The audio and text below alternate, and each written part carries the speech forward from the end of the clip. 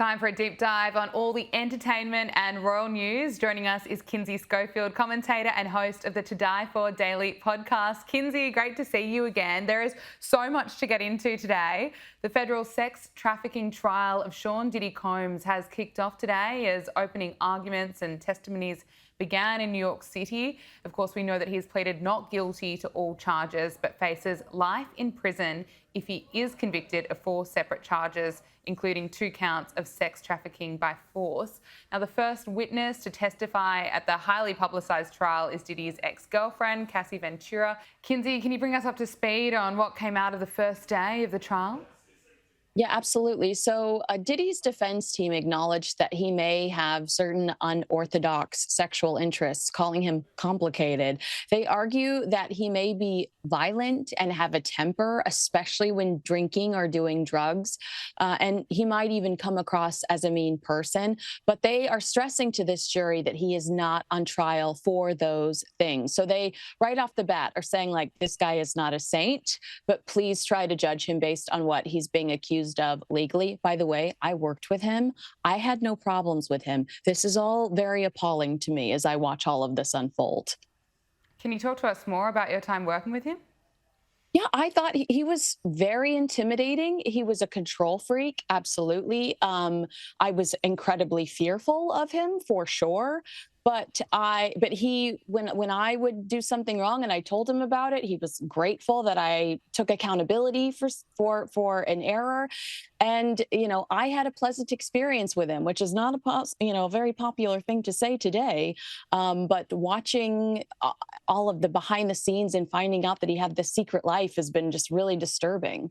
Absolutely. Well, thank you for bringing us up to speed on this trial. We'll continue to cover it in the coming weeks and months. Let's talk about Harry and Meghan. Prince Harry and Meghan have been brutally roasted on Saturday Night Live by Colin Jost during his Weekend Update sketch. Let's take a look. President Trump also announced a new trade deal with the UK that will reopen British markets for American companies. All that Britain demands in return is that we keep these two. Harry and Meghan, it appears they have become a joke absolutely everywhere. How's the joke being received? Oh, I mean, everybody thought that was pretty funny, except there's no way Donald Trump would agree to it, right? He would be like, it's the one that we all have severe questions around. No, nobody wants these two. If you read the comment section, everybody in the States is like, please take them back to the UK. I don't think that they have remotely any clue as to how unpopular they truly have become. Well, there are growing calls to strip Harry and Meghan of their royal titles. The New York Post is reporting that locals in the UK say enough is enough, especially after Prince Harry's disastrous BBC interview, which aired hours after he lost his appeal for taxpayer-funded UK security. And a recent poll by The Express found that 97% of those surveyed believe that King Charles should strip Harry of his royal title. I mean, that doesn't really surprise me. What's your take? I don't think that we'll see King Charles do this because he's not confrontational. I don't think that he likes the fact that he's been accused of racism towards his grandchildren in Omid Scobie's book. So I think he's going to continue to tiptoe around these two. But Prince William, you just wait until Prince William is king. I think he's going to put his handsome foot down and he is going to rock Meghan Markle's world. Meghan Markle is going to be humbled very quickly. Well, I think Prince William will have plenty of support. We'll wait and see. But Kinsey, you recently interviewed a friend of the royal family, Hugo Vickers, who revealed the late Queen was so fearful of Harry and Meghan that she wouldn't want to be alone with them. Let's just take a listen to that interview.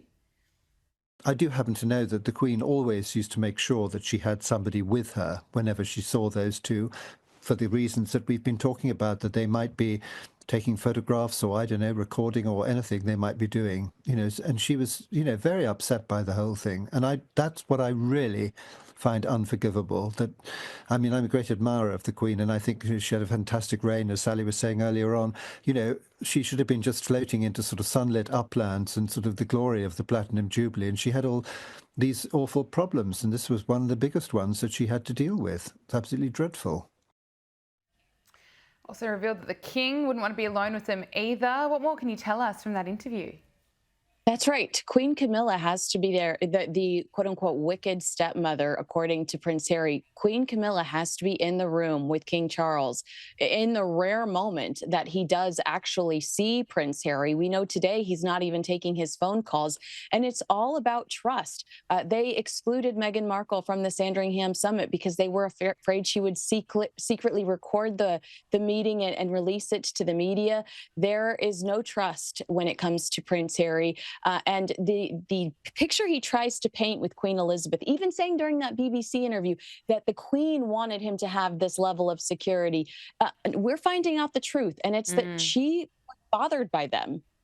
Isn't it interesting? Well, the truth comes out. And there's another major family feud brewing at the moment in the Beckham family. There are reports that the feud has been brewing due to tensions between Victoria Beckham and Nicola Peltz Beckham, who's the wife of her eldest son, Brooklyn Beckham. Now, Nicola and Brooklyn were no-shows at David Beckham's recent 50th birthday celebrations. And now insiders are coming out with what Victoria Beckham has been saying. What's the latest? Oh my goodness, like I couldn't believe this. According to friends close to Victoria, she calls Nicola a viper and says she feels betrayed by her eldest son. Her friends talk about what a great sense of humor Victoria has. Like she's got incredible wit and she's very self-deprecating. But they said that Nicola isn't funny and isn't good on irony and makes a lot of jokes at Victoria's expense, calling her old and talking about how she's 50 and she can't believe she actually lived in the 1980s. I don't think I'd be able to deal with that very well either. Kinsey Schofield, commentator and host of the To Die For Daily podcast. Thank you so much for joining us on Power Hour. Great to speak with you. Thank you.